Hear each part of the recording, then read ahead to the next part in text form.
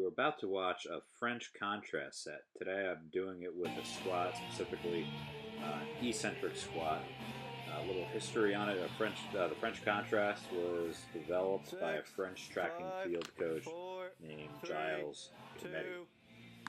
French contrast is a combination of complex and contrast training methods.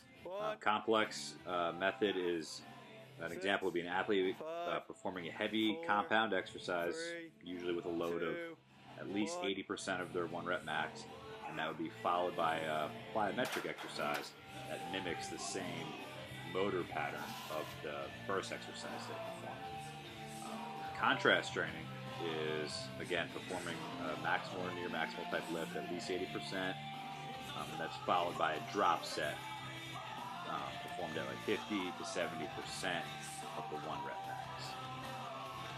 The French contrast method is the combination of the complex and contrast methods I just spoke about.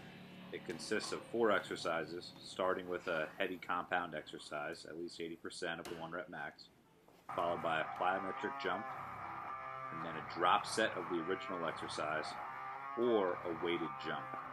And then it is ended with another plyometric, or in the case you're about to see in a few seconds, an accelerated plyometric band assisted jump. One of the great things about the French contrast method, especially for athletes, it is trying to train the athlete to produce power in a somewhat fatigued state, which is obviously something you're definitely going to need to do as an athlete in the sport.